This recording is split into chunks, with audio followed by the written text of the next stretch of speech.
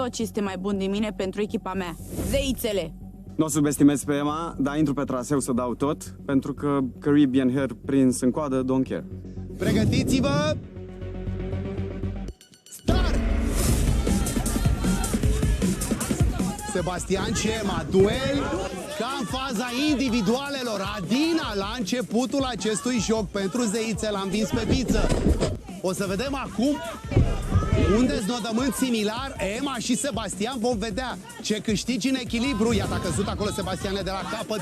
Poți pierde sau câștiga mai departe, consolida. Iată, mai calm la faza de final. O altă fază de echilibru, de balans. Trece Emma pe prima bârnă, apoi pe a doua, pe sub acel obstacol, apoi pe cel superior. Și ajunge prima la proba de final Emma. Iată triburile, iată zeițele și titanii încurajându-și coechipierii. Empanadele, celebrele empanade. Dacă imprimi înălțime, cum a reușit acum Sebastian, poate să rămână. Dacă imprimi viteză, a căzut. A doua la Sebastian, două ratări la Emma. Aruncă Emma, a fost bine acolo și a ajutat-o. Sfoara te poate ajuta sau nu. A doua plasată și de Sebastian. La 2-1 pentru titani. Ratează Sebastian, este în mâna Emei. O egalitate, o posibilă egalitate. Empanada a lovit cu cantul, cu muchia. Aruncă în același timp. Emma, a doua empanadă, 2-2 în acest moment la empanada la 2-1 pentru titani. A ratat Sebastian, are nevoie Emma să reîncarce practic linia de așezare. Ratează Sebastian, a încercat aruncarea într-un picior. Pit în tribul zeițelor, cere calm și au ratat amândoi în același timp. Aruncă Sebastian, aruncă și iată Emma! Emma reușește în acest moment să restabilească egalitatea. Zeițele vin din urmă, ele au deschis scorul 2-2. Emma îl învinge pe Sebastian. Bravo, bravo, n-ai renunțat, bravo. Și știu că oricine se motivează cu adevărat și își dorește victoria aici poate să câștige, așa că sper ca cei de acasă, familia mea, să fie mândră de mine și chiar dacă pare un simplu joc de copii, este aici, este pe viață și pe moarte. E Survivor. Nimic, hai la loc. Am vrut să iau punctul, sunt ofticat, nu neapărat supărat pe mine, dar cred totuși că punctul ăsta înseamnă mai mult pentru Emma, așa că nu pot să zic că îmi pare atât de rău. Data viitoare îmi iau revanșa. Excelent ai fost pe traseu. Ai rupt, ai fost înaintea lui. Nu mă gândesc la copil, la nimic să mă emoționez și trebuie să dau pentru echipă, nu poți să te gândești la altceva. Bravo, bravo, bravo, bravo.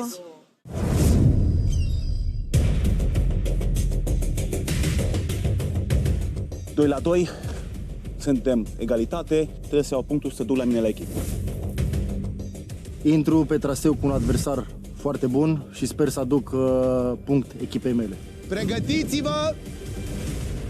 Start! Și cu start înainte, cu lovitura de gong, iată la înălțime, descătușează energii formidabile cei doi. Este acum sau niciodată, ce bine luptă amândoi. Înălțimea joacă aici un rol, iată, Darius trece în fața lui Cristian, recuperează Cristian. În prima bătălie din acest sezon, Cristian s-a descurcat foarte bine pe echilibru. Este în urma lui Darius acum, însă aruncările vor beneficia de alonjă în cazul lui Cristian, de direcție vom vedea în cazul lui Darius. Aruncă foarte bine, ambii băieți au ratat, își calibrează aruncarea. O primă empanadă verde plasată Darius, acum de Cristian. Ia-le repede! Ia-le repede!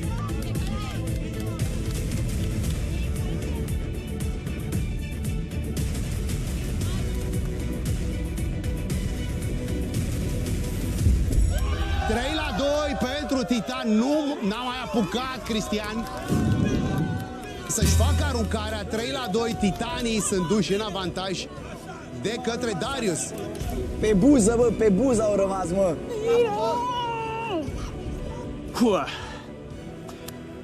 N-a fost greu traseul, am adus punctul, cum am spus, la echipa mea. Am ajuns să fim supraviețuitori. Bravo! Sunt un om care știu să și pierd, sunt fair play și dacă mă bate cineva care este la fel sau poate mai bun decât mine, niciodată nu o să mă supăr. O să mă supăr doar pe mine și sunt aici să fiu din ce în ce mai bun. To be or not to be? This is the question.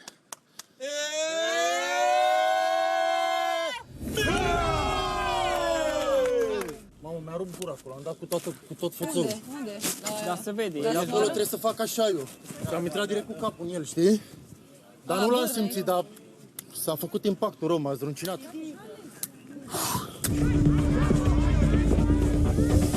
Ai fost forță, Marinescu. Da, chiar ai fost.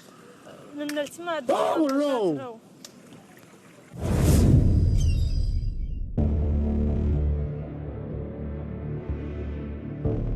O să dau tot ce mai bun din mine până la ultima suflare. Nu vreau să subestimez nicio fată, vreau doar să câștig. Punctul va fi a meu. 3-2, sunt titanii în avantaj din nou. Mario și Diandra luptă pe traseu chiar acum. Pregătiți-vă! Start! Și ca din pușcă pornesc, iată-l pe Mario, scara de plasă. Luptă zeița Diandra. Titanul Mario pe burtă la sol. Celebra stație Turn Survivor cu intrare pe o parte și pe cealaltă.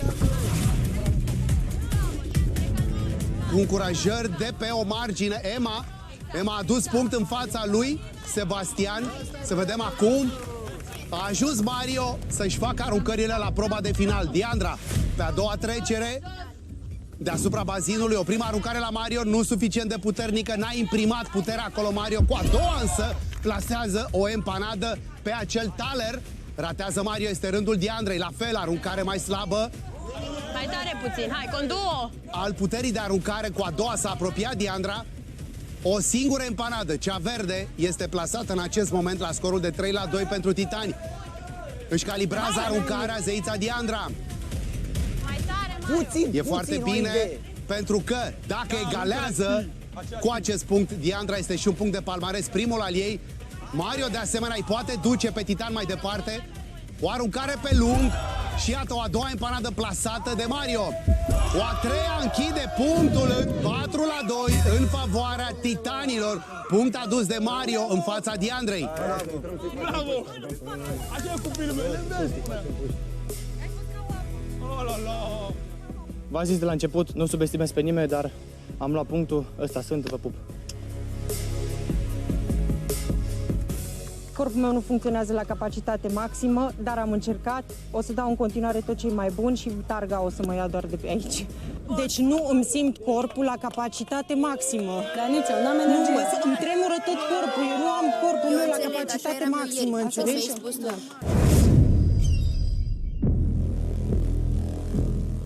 Sunt pregătită, sunt plină de adrenalină, așa că abia aștept să intru pe traseu, să câștig un punct, să aduc echipei. Haide, mergem!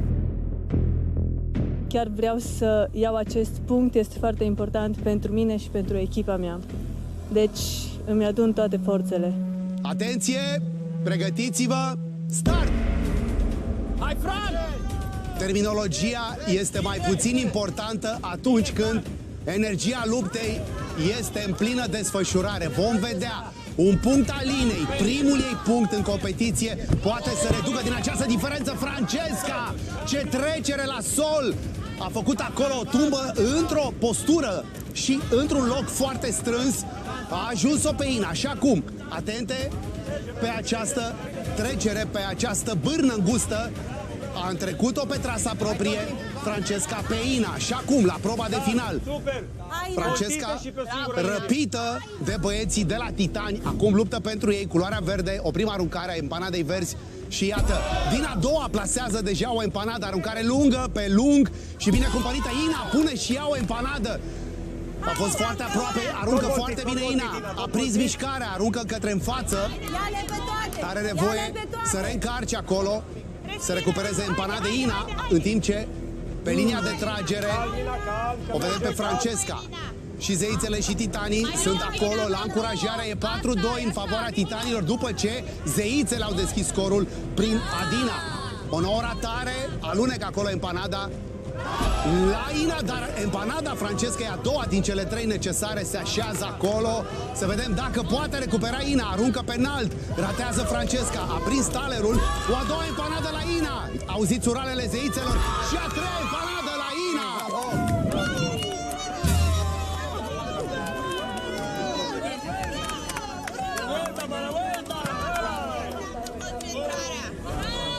4-3 pentru Titan, punct adus de Ina pentru zeițe. Bravo, Ina! Sper că o să duc așa și următoarele meciuri și să câștigăm tot și sper că natura va fi cu mine și mă va ajuta și echipa mea. N-are nimic, am pierdut un punct, dar nu m-am demoralizat absolut deloc. Parcă sunt și mai motivat acum ca să dau tot ce e mai bun din mine. Și hai, jocurile continuă, nu s-a întâmplat nimic, totul e ok, sunt super pozitivă. Hai, titanii! 4-3 pentru Titanii, un punct formidabil reușit de zeițe prin Ina. Urmează un duel care rimează foarte bine, este ales de Alexia cu Alex. O zeiță, un titan, intră pe traseu și putem să vedem o a treia egalitate în scorul de astăzi sau titanii pot merge mai departe. Pregătiți-vă! Start! Haide, Alex! Bravo! Alexia, alegerea voastră, Națiune Survivor România, la colegul și prietenul meu Cătălin Măruță la emisiune.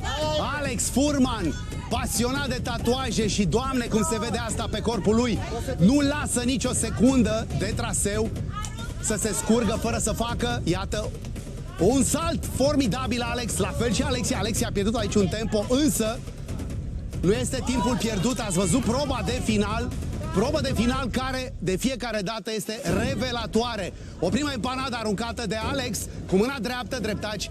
Talerul se mișcă, l-a prins, însă a ratat. Nu are nicio empanadă, Alex, după toată seria de 4 empanade aruncate. Au 4 la dispoziție ambele triburi, doar 3 trebuie fixate. 3 empanade aduc punctul. S-a întâmplat până acum, iată, de 7 ori, e 4-3 în favoarea titanilor după ce zeițele au deschis scorul. 2 aruncări, acele cordeline care țin talerul, te pot ajuta sau te pot încurca dacă le lovești. Acum, tensiune mare, este prima bătălie pentru imunitate, ce aproape a fost Alexia. A patinat acolo acea empanadă, ele prind nisip. Temperatura este extraordinară, soarele s-a ascuns, e numai bun jocul, o empanadă plasată de Alex. Este un duel al nervilor, a doua empanadă plasată de Alex pe marginea talerului. Vom vedea cum modifică dinamica, greutatea acelei empanade. Aruncă Alexia, a ratat, iată, a fost aproape din nou Alexia, are 2 empanade, 3 empanade și închide punctul Alex Furman. Este 5-3 pentru titani.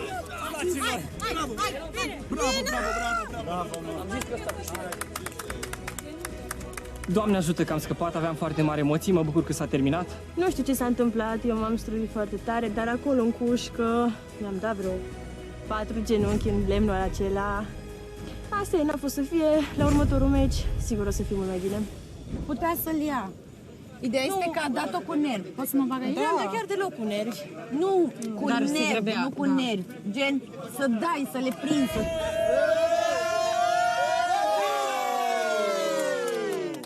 Nici gaura nu nimeresc.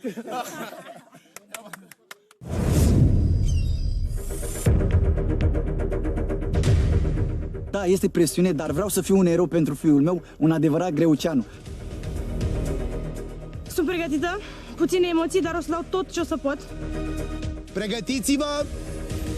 Start! Hai, Larisa! Iar această formulă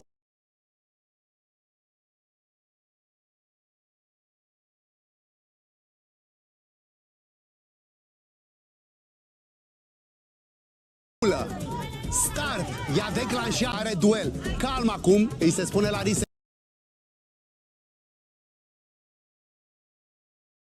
Are duel. Calm acum, îi se spune Larisa.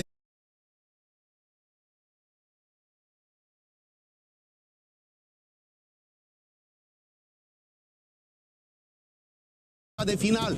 După cum bine știm, au plasate pe acel taler. O prima aruncare a șters de puțin, însă nu, a ratat toată seria. Încă pe a doua, 5-3.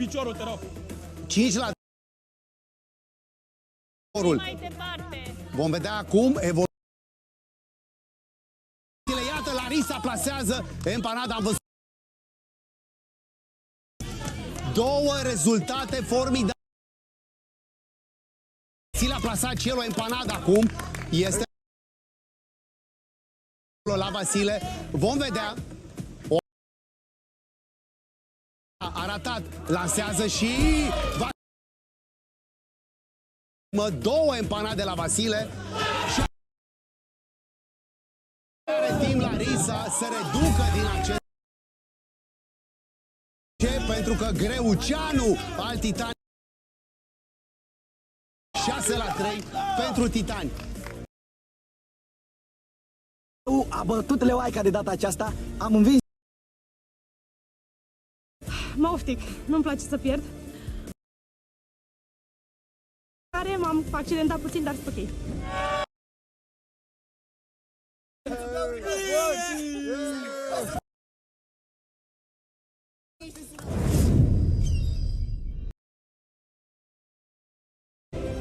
Sunt super focusată, îmi doresc pentru că merităm toate. Puțin în tensiune pentru că sunt ultimul. Este foarte important, dar valoarea. Un titan și o înseamnă narațiune epică. Titanul din tribul titanilor. Că însă Silvia pentru zeițe aduce punct. Știți-vă, start! În joc este misiunea Silviei acum. Iată-l pe Uvedai cu sfaturi pe mare. Un orificiu sus, apoi la mijloc. Din sală și de trainer a Silviei. Cuvântul pentru că este momentul să arate Vikingului Adi, care pășește Silvia. Mai are un checkpoint deasupra bazinului. O prima aruncare lovește Cordelina din stânga. Haide! Doua empanadă aruncată la Adi deja este... Vine și Silvia, vom vedea aruncarea, Alonja are... Însă a prins talerul. Muchii acestui taler circular. Silvia, vă aduceți aminte, cheia... Repliezi, viteza de repliere. Adi mai are două de pus, vom vedea să-l oprească și să-i oprească pe Titani. O empanadă pentru tribul Titanilor, culoarea verde, culoarea și ratează Adi. Fixează empanadele, are o șansă Silvia. Distanță, să avem alegeri și avem alegeri. Țină pe zeițe, pe pământul dominant. La 4 nu se încheie jocul de imunitate. Am adus punctul în tabăra zeiților spețimea jocului și știam că o să câștig. Zic aia fac. A fost jos, de asemenea și am întâlnit-o. Asta s-a întâmplat și